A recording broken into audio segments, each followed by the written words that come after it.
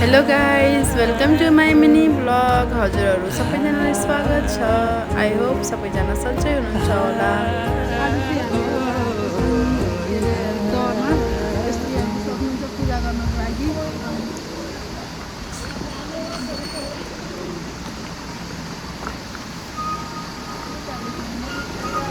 सक्नुहुन्छ यहाँनिर आउनको लागि यस्तो रातो भाले अनि के अरे साराहरू जे पनि लिएर आउनु सक्नुहुन्छ। यो चाहिँ अनिवार्य हुन्छ होला सायद आफ्नो इच्छाले हुन्छ। त्यहाँनिर देखाउँछ भन्छ हेर्नु सक्नुहुन्छ यहाँनिर यस्तो आजभोलि सायद सिजन नभएर होला मन्दिर चाहिँ धेरै रसहरू पनि थिएन, यति धेरै भिडभाड पनि थिएन। चाहिँ पुरा फ्यामिली आएको यहाँनिर चाहिँ अब माघको 1 गते चाहिँ यहाँ खुट्टा टेक्ने ठाउँ नै हुन्न अरे यहाँनिर। मैले चाहिँ कहिले आएको छैन पहिला मन्दिर कहिल्यै नआएको मतलब होइन कि म आएको छु, पर यो हो कि अब माघको महिनामा आएको छैन, जहिले भिडभाड धेरै हुन्छ त्यहीलाई कहिले आएको छैन भन्न खोजेँ है फेरि। अनि त्यस पछाडि यहाँनिर चाहिँ म चोखिँदै थिएँ, हात खुट्टाहरू धोइरहेको थिएँ। म चाहिँ घरदेखि नुहाएर आएको थिएँ नि त, त्यही भएर नुहाएन यहाँनिर, नुहाउनुपर्छ फेरि यहाँनिर चाहिँ। अनि त्यस पछाडि यहाँनिर म पूजापाठको सामानहरू रेडी गर्दै थिएँ, टिकाहरू फुलपातीहरू मुसिरहेको थिएँ यहाँनिर। अनि रेडी गरेर हामीहरू चाहिँ लाग्यौँ भित्र पूजा गर्नको लागि। आमाले बोलाइरहनु भएको थियो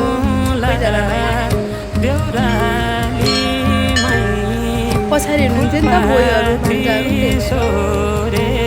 यो चाहिँ मन्दिरको भित्रको पुजारीहरूले पूजा गर्ने ठाउँको ल्याउनु फोटो खिच्न मिल्दो रहन्छ त्यही भएर ल्याएन।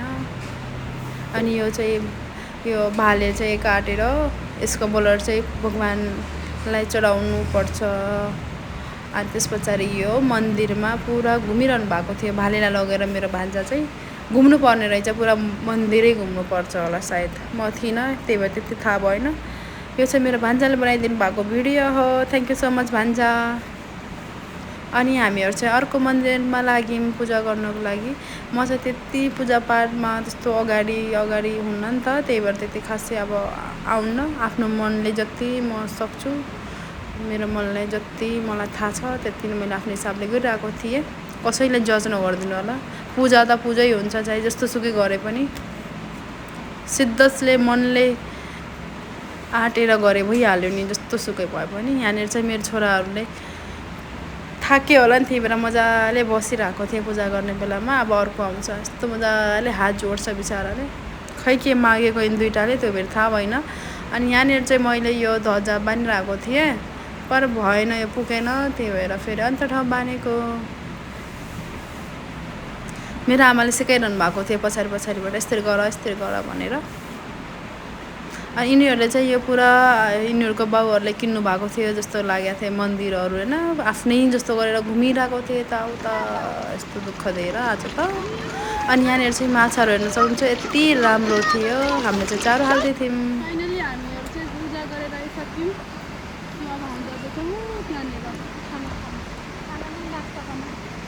यहाँनिर चाहिँ बिहानै आउनुपर्छ। मलाई चाहिँ हिन्दी र नेपाली मिक्स गरेर होला, मलाई अलि बोल्नेमा यो जिब्रो लटपट्टिन्छ, त्यही भएर मेरो बोलीलाई स्किप गरिदिनु होला सबैजनाले जस्तो सुकै बोले पनि।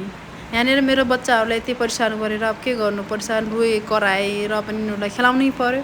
खेलिरहेको थियो यहाँनिर मेरो छोराहरू चाहिँ, डराएर मेरो छोरा त बिचरा ह्यान्डल चला भनिरहन्छु, ह्यान्डल नचलाएर एकै ठाउँमा डल्लो परेको थियो मेरो छोरा चाहिँ।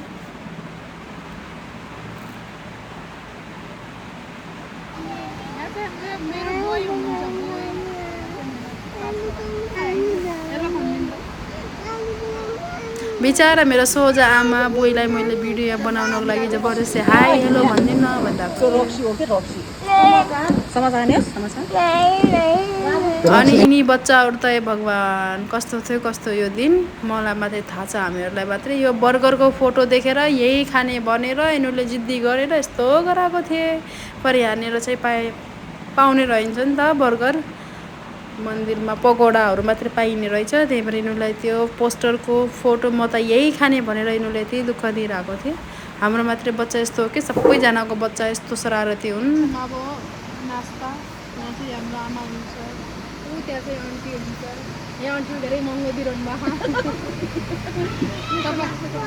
तपाईँहरू आउन सक्नुहुन्छ, सस्तोमा दिनु सक्नुहुन्छ। यहाँले 5वटा ग्रुप आउनुभयो भने 10 रुपियाँको समोसा दिनु होइन आन्टी हो भन्नु न कस्टमर बोलाउनु तपाईँको भिडियो सबैले मैले चाहिँ यहाँ आन्टीलाई मजाक गरिरहेको थिएँ गाइज।